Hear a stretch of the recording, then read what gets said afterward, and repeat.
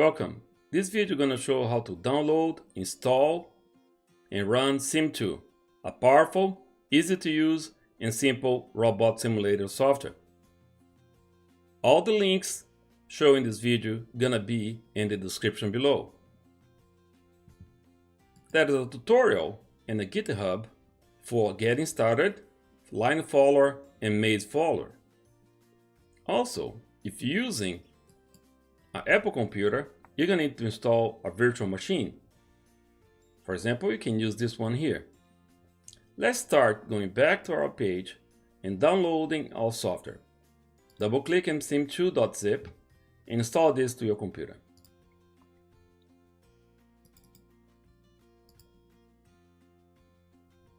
Now you run your file to unzip the folder, your files, and extract to the folder you just created. Let's close this. Go into your folder. If you notice, this exe file was developed in 2015. There's a newer version that you can find in this link. So you go here and download, direct the download, and save that to the same location and install the software.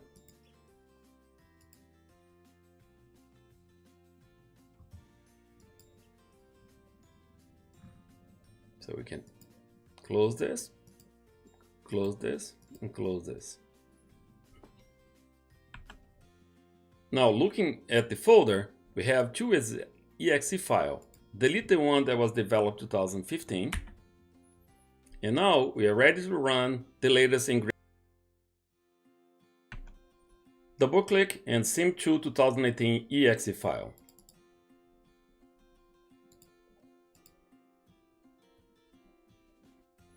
Now we can see that's running this script. The default script is running here, and there are 6 pages that compose part of our software simulation. So there are different pages. So the first page you're gonna take a look is this one here. Is the scene visual. The visual scene is where we can see the track, the robots, and the robot running. Any change made in the other pages, gonna be able to see here after you rebuild the program.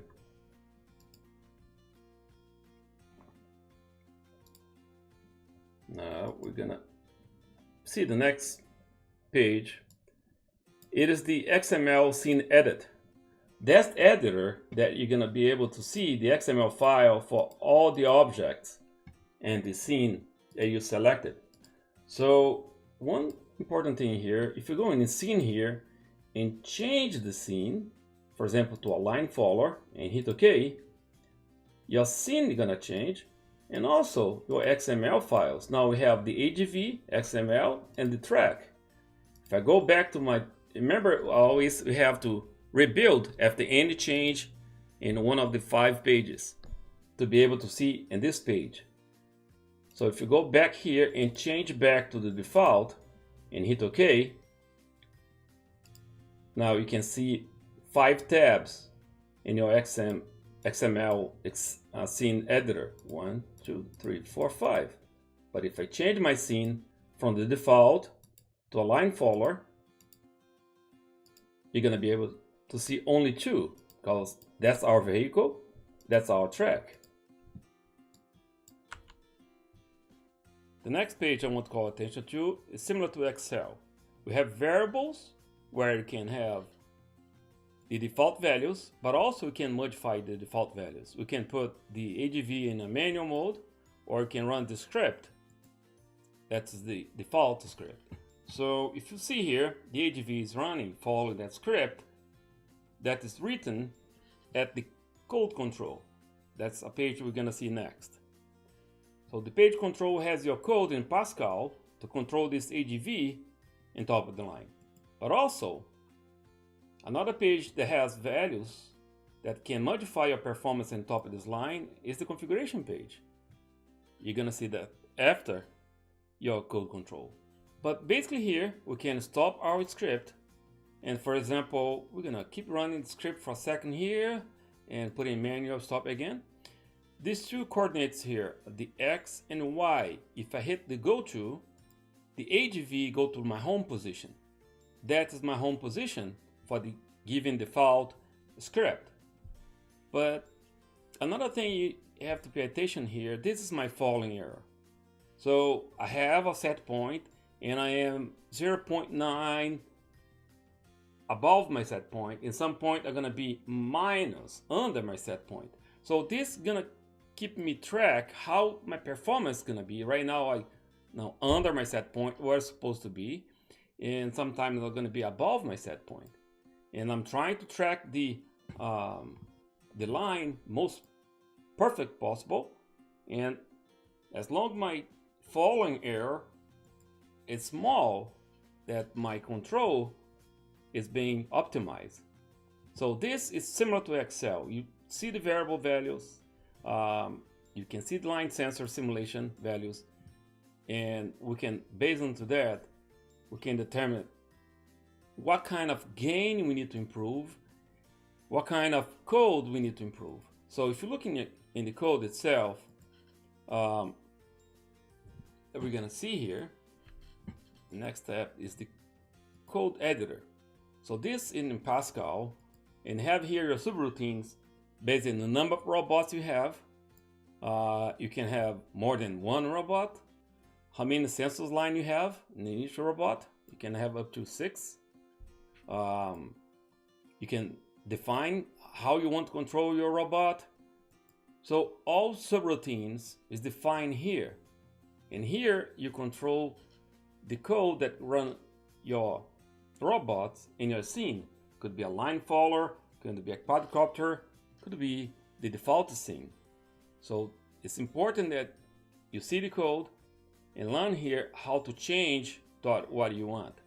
And after you see this, the code editor in Pascal, we're gonna see the next line, the next tab, that's a configuration. The configuration tab has page has 5 tabs. The control tab, you can see your position, your AGV position, the X, Y, and your delta. So you can see here your actual position, your absolute position right here.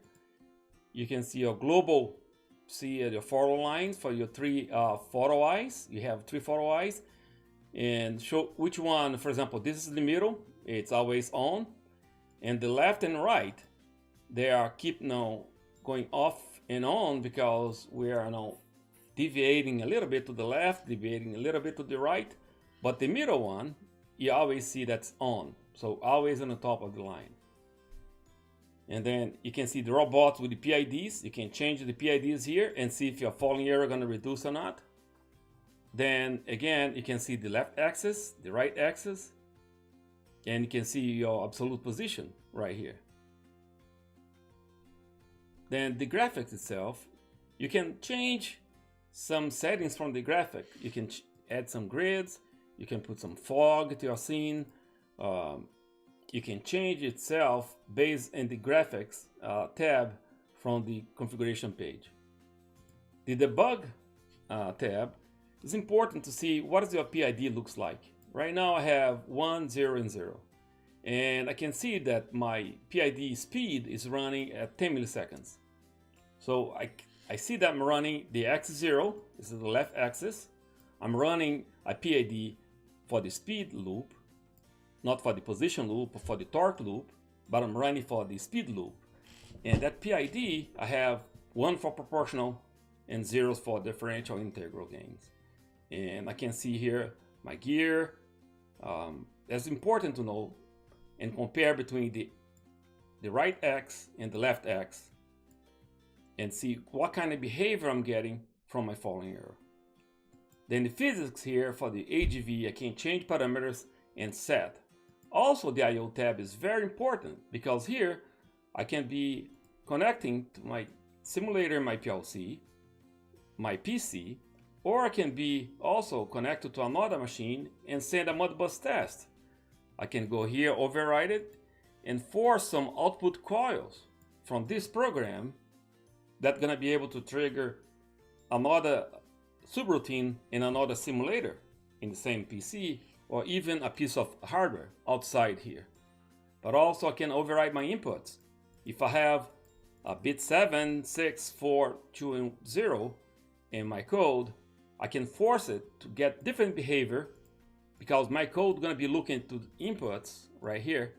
And those inputs I can be able to override it, or I can let a third-party device write that based into my connection here. I can put my port here, I can change my port, I can connect and disconnect. So it's very useful, this configuration page. And lastly,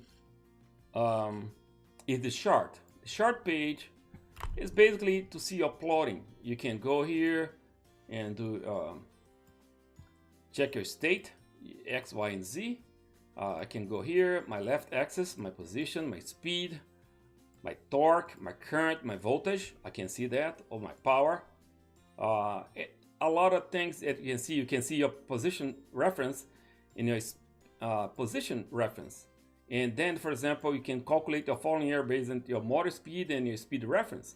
So the difference is gonna be your falling error for the speed. And here to position reference and motor position, gonna give you the difference between your reference and your actual position. So you can do that for the left axis and right axis. So it's important to use also all the resources in your tab. I hope you enjoyed this, and I recommend you that you follow the tutorial that you can find in the GitHub page, and I hope you enjoyed the video.